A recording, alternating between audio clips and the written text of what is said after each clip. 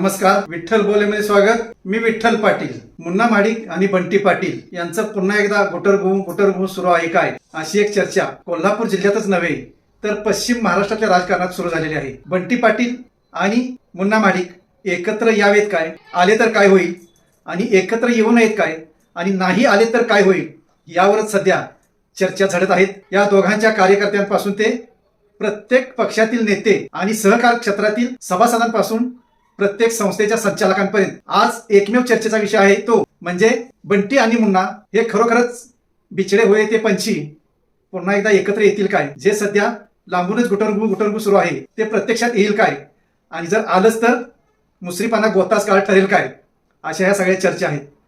आता तुम्ही म्हणाल की बंटी पाटील मुन्ना माडिक यांच्या एकत्रपणात मुसरीपांचा उल्लेख कशासाठी आणि मुसरीपांच्या गोतास काळ कसा येईल, हा खरा प्रश्न आहे आणि हाच तो खरा मुद्द्याचा प्रश्न आहे। आपण थोडं विश्लेषण करू। 2014च्या लोकसभा निवडणुकीत धनंजय म्हणजेच मुन्ना माडिक त्यावेळी एकच राष्ट्रवादी, शरद पवारांची राष्ट्रवादी होती, आणि त्या राष्ट्रवादीकडून लोकसभेच्या रिंगणात धनंजय माडिक उतरलेले होते, आणि त्या निवडणुकीचं नेतृत्व अर्थातच कोण करत होतं तर हसन मुश्रीफ करत होते। शरद पवारांचा लाडका नेता, शरद पवारांचा पश्चिम महाराष्ट्रातील उजवा हात म्हणून मुश्रीफ यांना ओळखलं जायचं। आज नाही ओळखलं जात, कारण आता ते शरद पवारांना सोडून अजित पवारांच्या राष्ट्रवादीमध्ये आहेत, पण त्यावेळी ते खरोखरच शरद पवारांचा खद्दा समर्थक होते। म्हणून लोकसभेच्या निवडणुकीत त्यांनी धनंजय माडिक यांना कसल्याही परिस्थितीत विजयी करायचंच, आणि सदाशिवराव मंडलिक पर्यायानं त्यांचे चिरंजीव संजय मंडलिक यांना धडा शिकवायचा हा मुश्रीफांचा डाव होता, आणि त्यावेळी ते सक्सेस सुद्धा झाले। सक्सेस कसे झाले तर त्याच वेळी मुश्रीफांनी मुन्ना बंटीला एकत्र आणण्याचा प्रयत्न केला। बंटी पाटलांनी मुन्ना माडिक यांना लोकसभेला सहकार्य करावं आणि मुन्ना माडकांनी बंटी पाटील यांना येणाऱ्या लगेच विधानसभेला सहकार्य करावं, असा तो सलोखा होता, असा तो ठरलेला एक महत्वाचा विषय होता। आणि त्यानुसार त्यावेळी मुश्रीफ थोडेफार जिल्ह्यात सक्सेस होत आहेत नव्हत आहेत, पण मुश्रीफांनी लगेच डाव खेळला। शरद पवारांमार्फत सोनिया गांधींपर्यंत फिल्डिंग लावली, आणि जसा वरून आदेश आला तसं बंटी पाटलांना, धनंजय माडकांना मदत करावी लागली।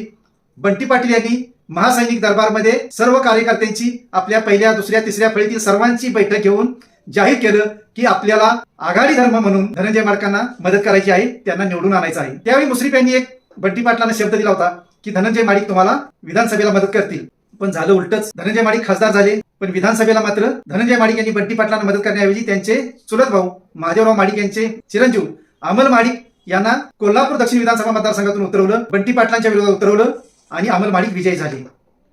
तेव्हाच जरा कुठं हे एकत्र येणारे बिछडे हुए पंछी पुन्हा एकदा इतके बिछडले की एकमेकाचे कट्टर हाडाचे राजकीय वैरी झाले।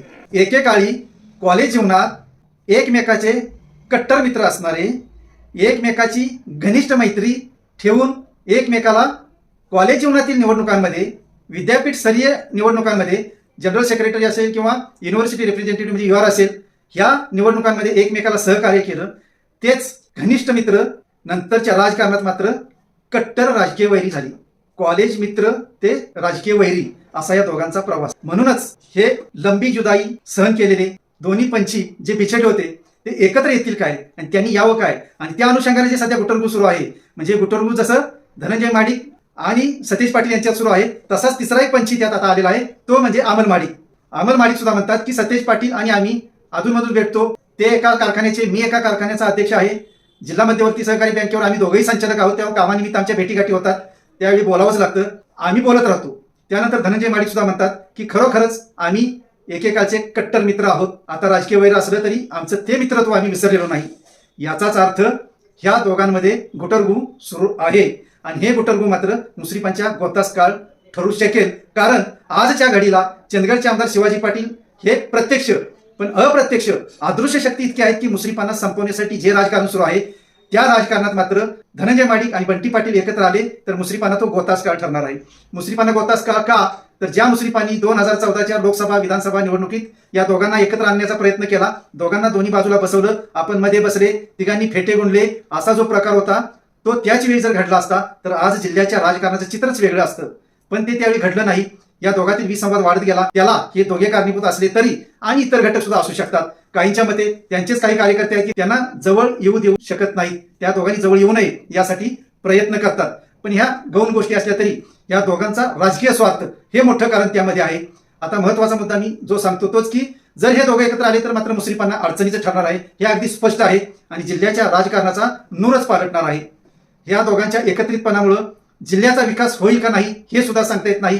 कारण आपण दोघे भाऊ भाऊ आणि मिळून मी नाही म्हटलं, तुमच्या मनात काय आलं, आणि मिळून जे काय असं ते, पण आपण दोघे भाऊ भाऊ किंवा आपण सगळे एकत्र येऊ आणि जिल्ह्याचा विकास करू अशी भावना आजच्या घडीला तरी कोल्हापूर जिल्ह्यातील राजकारण्यांमध्ये अभावानेच आढळते असं खंत व्यक्त करून म्हणावं लागत आहे. कारण कोल्हापूर जिल्ह्याचा एकूण विकास पाहता या सर्व गोष्टी आता राजकारण्यांनी ध्यानात घ्यायला पाहिजेत.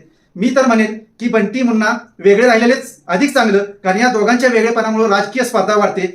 आता त्यांची गुन्हेगारीची राजकीय स्पर्धा मागे पडलेली आहे. जरी आपण पूर्वीची पाचगावची आणि इतर काही उदाहरणं घेतली की पाटील महाडिक राजकीय वादातून हाणामाऱ्या झाल्या, मुर्दे पडले असं सांगितलं जातं, पण आजच्या घडीला हे दोघेही शहाणे झालेले आहेत.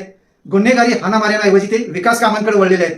हा एक मुद्दा महत्वाचा मी सांगतो, कारण 2014 पर्यंत जेव्हा काँग्रेस राष्ट्रवादी यांचं आघाडी सरकार होतं त्या काळात बंटी पाटील मंत्री होते, कोल्हापूर जिल्ह्याचे पालकमंत्री होते. पृथ्वीराज चव्हाण मुख्यमंत्री असताना त्यांनी कळमवाडीपासून कोल्हापूरला थेट पाईपलाईनने पाणी पुरवठा करण्याची योजना मंजूर करून आणली, ही अगदी ठाम आहे. नंतरच्या टप्प्यात पैसे आले ते युती सरकारच्या काळात आले असले तरी योजना मंजूर करून आणली ती बंटी पाटलांनी आणली. आज सरकार भारतीय जनता पार्टी आणि महायुतीचं आहे, त्याचे घटक म्हणून धनंजय महाडिक जिल्ह्याच्या विकासासाठी झटतायत. आज त्यांनी पुराची तीव्रता कमी करण्यासाठी ज्या उपाययोजना व्हायला पाहिजे त्या जो महत्वाचा पूल आहे उड्डाण पूल तो मंजूर करून आणलेला आहे. म्हणजेच ही राजकीय ईर्ष्या नव्हे तर ही विकासाची ईर्ष्या आहे, आणि ही विकासाची ईर्ष्या या दोघांमध्ये पेटलेली आहे. ती अशीच पेटत ठेवायची असेल आणि जर कोल्हापूर जिल्ह्याचा पश्चिम महाराष्ट्राचा विकास करायचा असेल तर या दोघांनी वेगवेगळं राहिलेलं बरं, असंही काही राजकीय विश्लेषकांचं मत आहे. आता मी शेवटचा मुद्दा बोलतो की बंटी मुन्नाचं गुटरगू मुसरीपाना गोतास काळ ठरेल काय, आणि बंटी मुन्ना एकत्र आले तर जिल्ह्याचा विकास होईल काय, हे आपण सर्वांनी कमेंटमध्ये मत व्यक्त करायचं आहे. कारण या कमेंट्सच तुमच्या आमच्या विठ्ठल बोलेच्या माध्यमातून या नेत्यांपर्यंत पोहोचणार आहेत, आणि त्यातून खरं जिल्ह्यातील सर्वसामान्यांचं मत काय आहे ते सुद्धा दिसून येणार आहे. म्हणून कृपया आपण चांगल्या कमेंट्स व्यक्त करा की जेणेकरून या दोन्ही नेत्यांना आणि त्याच्याबरोबरच इतरांनाही कोल्हापूरच्या विकासाला गती देण्यासाठी पर्याय सुचतील. धन्यवाद. असेच नवनवीन विषय ऐकण्यासाठी लाईक, सबस्क्राईब आणि बेल आयकॉनवरती क्लिक करा.